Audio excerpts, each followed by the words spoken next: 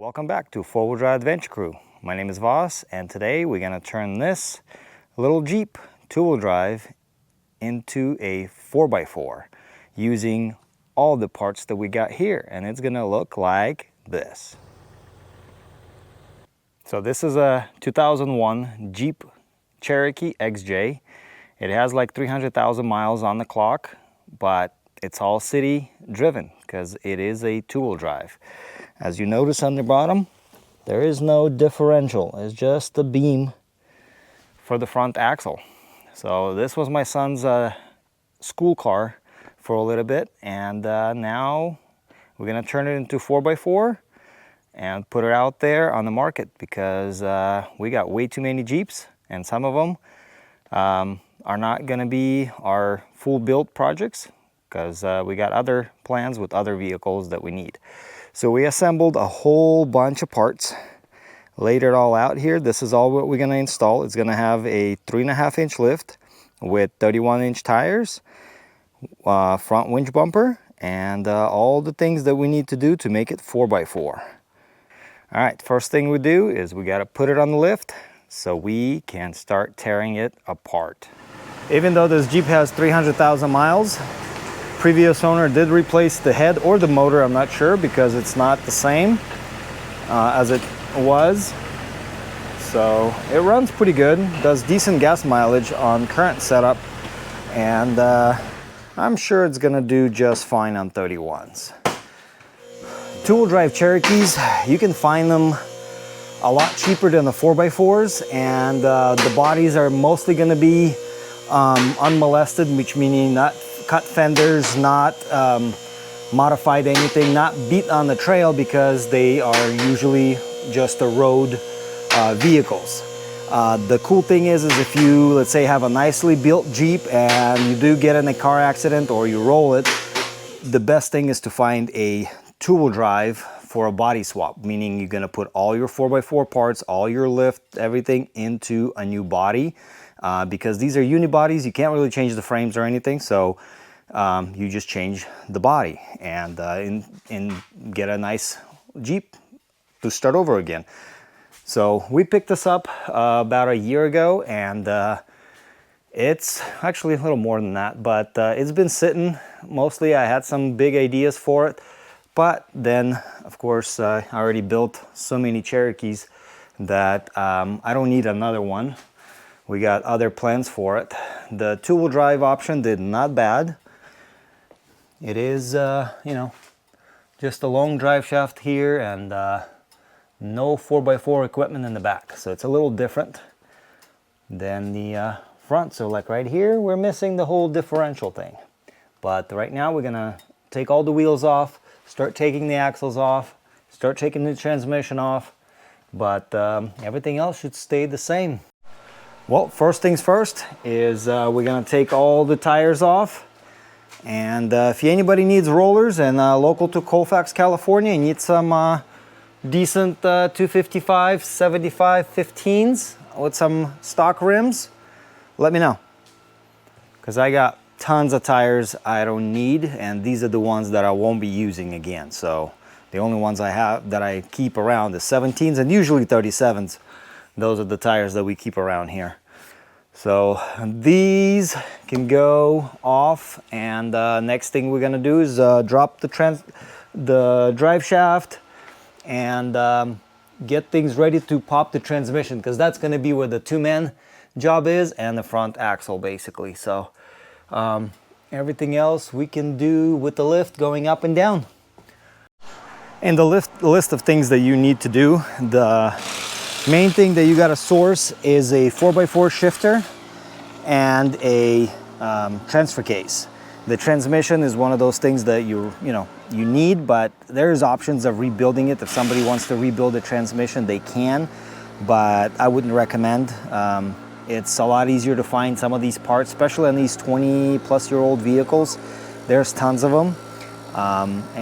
These transmissions are Aisin transmissions, which are the company that makes transmissions for Toyotas. And I have not murdered any of the transmissions in any of my Jeeps, and I've been driving XJ since 2017.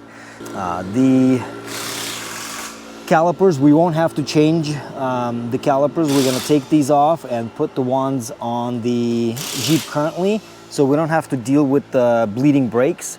We can just undo everything. So on that is gonna be good. So the front bumper came off of one of our Jeeps. It's a hidden winch bumper. It's a Air B bumper. We don't have a winch for it, but we'll see. Maybe I'll find one on Facebook Marketplace or something, and we'll get one in here before, you know, it goes off to Facebook Marketplace, because I still gotta do the smog and all that stuff. Fun California bullshit.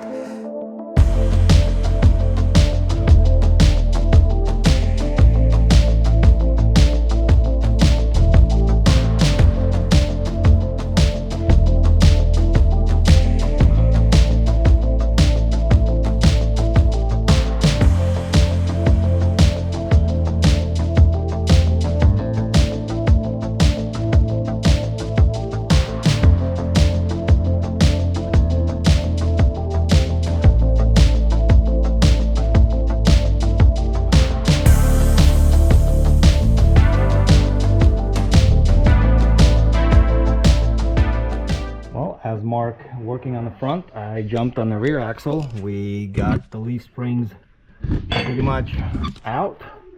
Just gotta lift them out of their place and replace them with the lifted ones. All right, so we got both leaf springs out here. These are the 3.5 inch. These are the stock ones. As you can see, the amount of leaves in the pack is more, and we have rear pinion adjustment plates are here, and we only have 4 here. We got 5 here, and they're all thicker springs, and it has a wraparound, which is a lot better. All right, let's toss them in and get it going.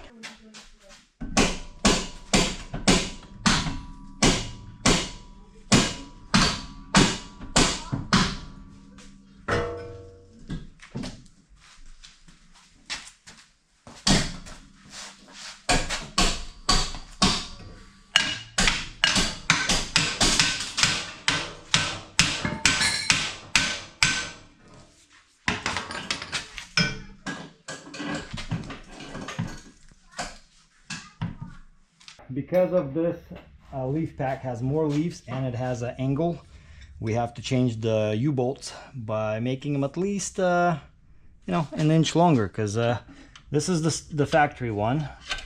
It goes up but barely flush with the plate, so we got to go with the longer ones, which means aftermarket stuff. Everything's aftermarket these days.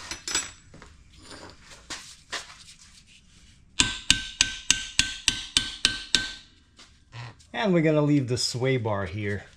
With the 3-inch lift kit, this thing is not crazy flex anyways. We're gonna leave them as is.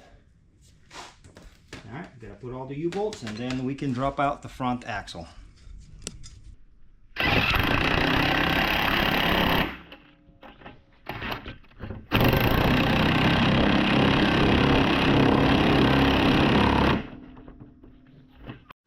Okay, the leaf springs are in. We did have these shocks earlier because this Jeep blew the shocks out, and I had these shocks laying around. We installed them so we can go to the river. It's a dirt road, but nothing crazy, so we've been taking it on dirt roads. But as you can see, this thing is clean underneath, no dents anywhere. The body overall is pretty good. Did have to change this fender because it did have a bad flare on it, but I was able to find on the wrecking yard a same color fender, which is good.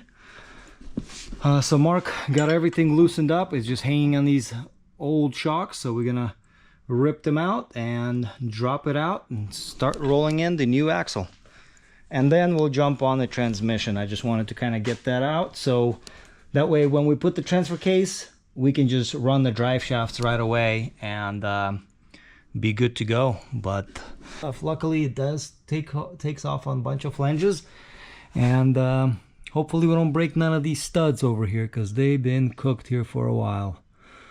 All right, looks like we even have a wire for transfer case. We just don't have the transfer case, because that is the same wire that tells transfer case that it's in for low. Speed sensor is the same, everything's the same. Oh, luckily the bolts on top already changed. So like I said, this motor is not doesn't look original, because the head is not the infamous 0330 or 331, whatever the head is. That is a bad, that's prone to cracking, and I think this motor is died at some point, and they replaced it with the better head, which is much better for these Jeeps anyways.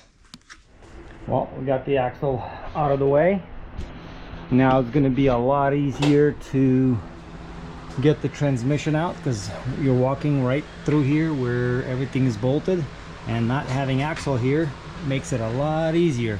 So these 2001 have these pre-cats, and then they have another cat down there. That's how you know it's a California Jeep, or California spec, not a federal, which creates a lot more heat on these 4.0s. But we just gotta loosen up the exhaust in 2 sections, pop it out, and start taking all the bolts off. Well, we're getting the transmission out, and basically everything that we need to unbolt, we almost got it unbolt. We just gotta disconnect the torque converter bolts and pretty much take the transmission and take the wiring off up top, and everything else we're good to go. We got the back wiring and everything, so let's get that going.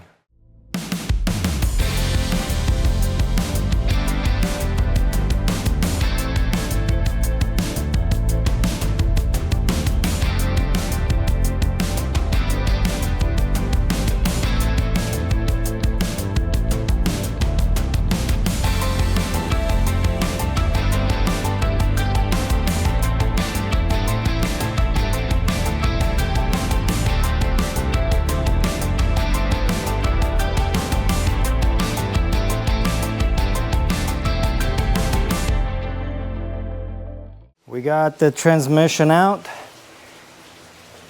rear axle fully assembled. We're looking that there is some valve cover leaks up there, which we can address later.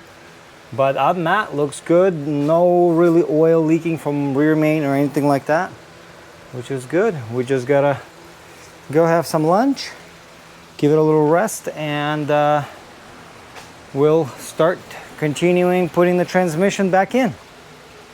So as you can see, this one's a little different transmission.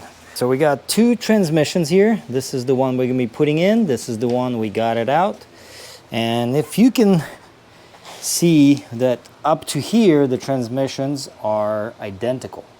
The only thing, this is a 4x4 flange, and this is a 2-wheel drive flange. The only problem is this is a 23 spline, and this is a 27 spline. So this is the same spline that the transfer case has to go to the drive shaft. So the drive shaft splines are the same front 4x4 or rear-wheel drive. The only thing is rear-wheel drive shaft is about a foot longer or so.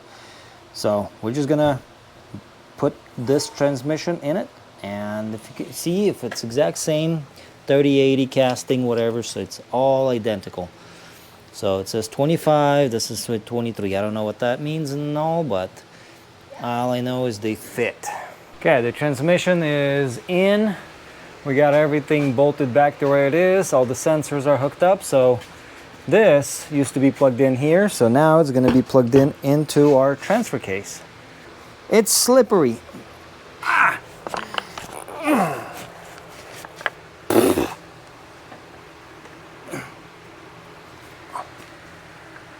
Oh!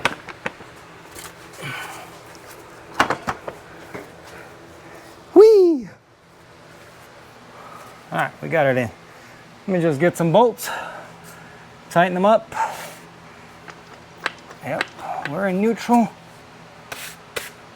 All right, transmission is going in. Everything's good. We're just bolting up a few other things.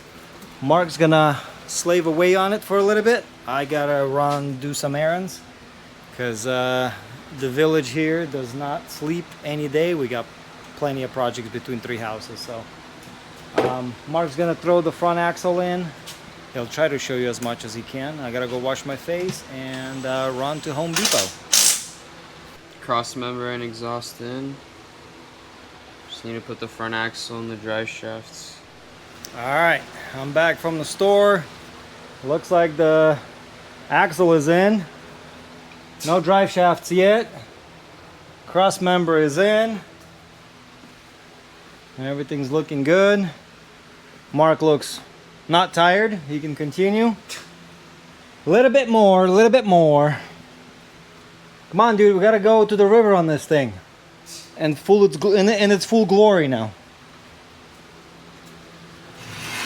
Ain't gonna happen today, but probably tomorrow. Alright. That's good. Let's keep it going. The parts list outside is getting smaller. Only 2 drive shafts, bumper, and tires left. Alright, slow and steady, the process is going. We got the axles in. Now we got drive line going in as well. So 2 front drive shafts are going in to this thing. So we just gotta tighten all the bolts and drop it down on the ground, because like track bar is really hard to put on when the vehicle is in the air because the axle is shifting over. So we just gotta tighten all the bolts, everything, when it's on the ground. That way it's all good and tight. But yeah, we should be firing it up here shortly, putting some fluid into transfer case and the transmission, and see if it spins all 4 wheels and got all 4 gears plus reverse.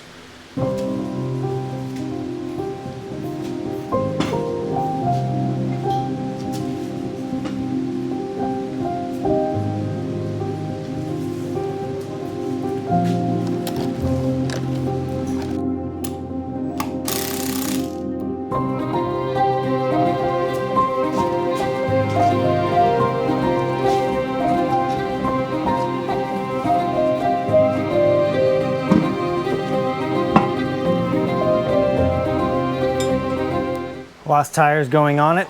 I am curious to see what it looks like when we put it on the ground. I know you guys all seen it, what it looks like when it's finished, just because of the little jump in the future in the intro. But I think it's gonna look like I was envisioning it when I was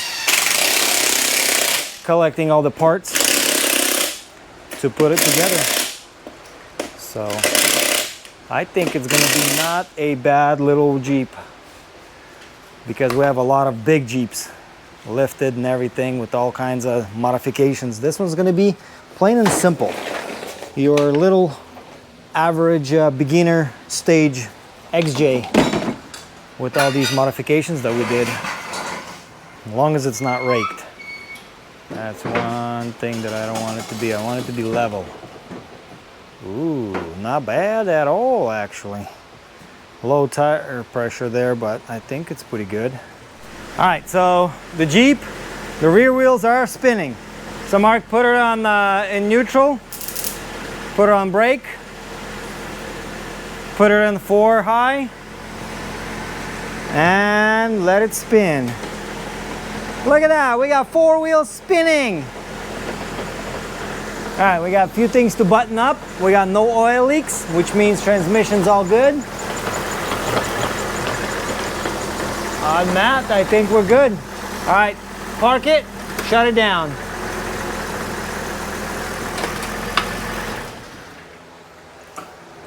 All right, we have successfully 4x4 converted our little XJ. All in the days of work. 7 p.m. We started at 9, and technically right now it's ready to go, ready to drive. We need to test a few things, and we'll be back next day to finish it up. make it look all nice. Well, we got the Jeep fully assembled. It's 4x4, it runs and drives. With these wheels, it looks a little bit OEM plus. I think it's time to make it look like a proper 4x4 Jeep. Because of the lineup like this we have, having a Jeep that looks pretty much bone stock is not the best way I can make a Jeep look. So we're gonna go throw a different wheels on it and off-road bumper. And that should make it look a little bit better. And then we'll do some more details, like we did the block out the grill, which makes the gray Jeeps look really good. But now we just gotta throw a new bumper and some bigger wheels. We're gonna go to 32s. 31s just don't cut it for me. Well, I'm waiting for the bumper to dry, and putting in the tow bar in the back, so it's gonna be used as a recovery point, because I don't have any harness here for a tow package, but a lot of times you're not towing anything with these Jeeps anyways, unless it's a wheelbarrow or something. But while I'm waiting for this bumper to dry, the reason why we're building this Jeep 4x4, converting it to sell it, because we got to fund other projects that are much cooler than just a regular another XJ. So we have this MJ. These are the 32-inch tires that we're going to be taking out of it. It looks rough, but we have big plans for it. There's going to be another Rocklander build with 37s and everything.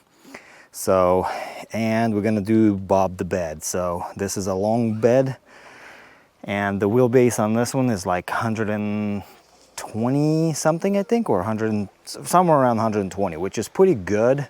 The Jeeps XJs, they're only about 102 inches, so it should be able to climb a lot better. But I think 32s are gonna look much better here, especially with the winch bumper. I don't have a winch to put in it, but I guess the new owner can source that. I'm gonna provide a bumper, which is already a pretty big deal for some of these Jeeps, especially finding an original ARB bumper. That's usually like a $700 bumper.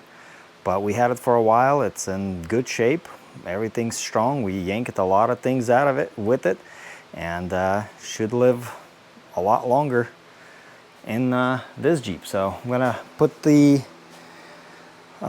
tow bar in there, and or tow hitch, whatever you want to call it, and get it rear bumper put back together. And by then the front bumper should be good to touch, and we'll throw it on the front and throw some 32s on it. When you're putting aftermarket bumpers in, you have your vacuum reservoir here that usually is bolted to the bumper. We're gonna move it up, and we're gonna zip tie it onto this little fender thing, and then you have the horns, and we just bend them up out of the way, so when you're putting the bumpers, they're not in the way, because usually the bumpers are smaller than the factory one in here, because they are designed for you to have better wheel clearance. So we're gonna put a through bolt here, and steering box basically comes off. We put the bumper, and then the bolts go in, so it's gonna be a little tricky. Film as we put the bumper on this Jeep. But yeah, the problem with some of these Jeeps are they're too short right here, so it's gonna look a little funky, but that gives you clearance for the tire. And we're just gonna line up all the lines, and this bumper is gonna be permanently on here for a while. And then the 32s are already off the Comanche, and we're gonna throw them on and drive it out and see what it looks like. Good old KO2 tires. Oh man, you can't do this with 37s. I'll lift them up this high, because they weigh a ton.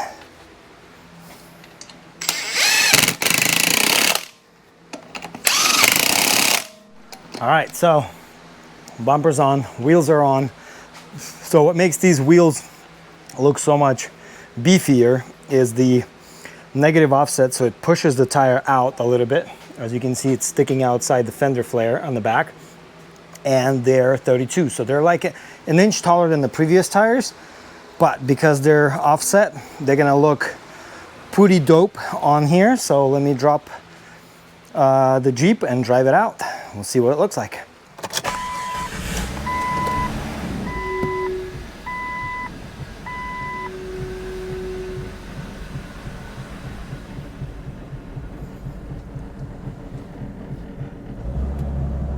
All right, well, here it is. 32s, 3.5-inch lift kit. This will do pretty much any trail up to difficulty 6, I would say. So, no rock sliders or winch necessary, really. If Signal Peak would be open right now, we would run up there and take a look, but we'll go down to the lower lot on my own little off-road trail and see how it goes in 4x4 mode.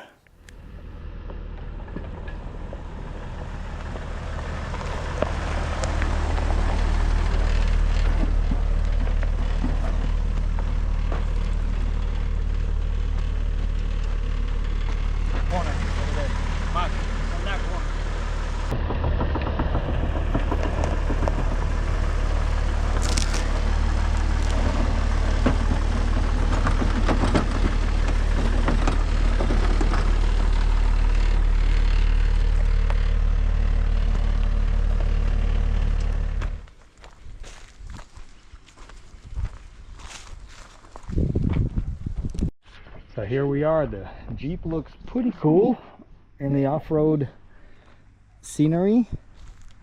And yes, of course, the view back there is awesome.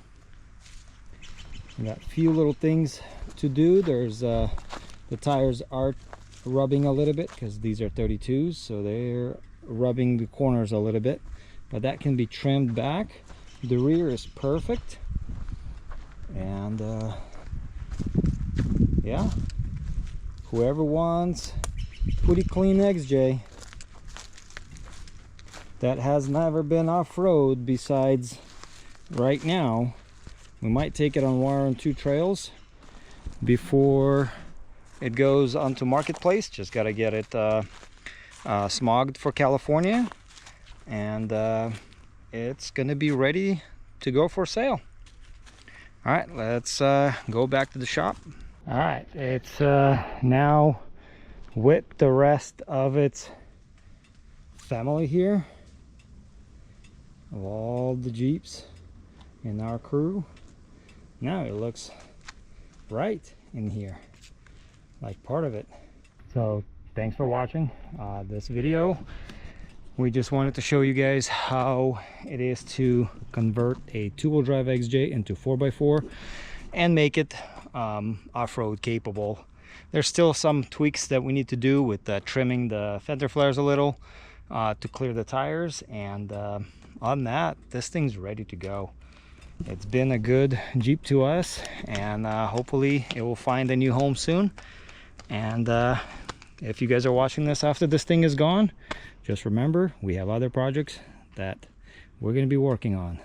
Our fleet is pretty big. All right, till next time.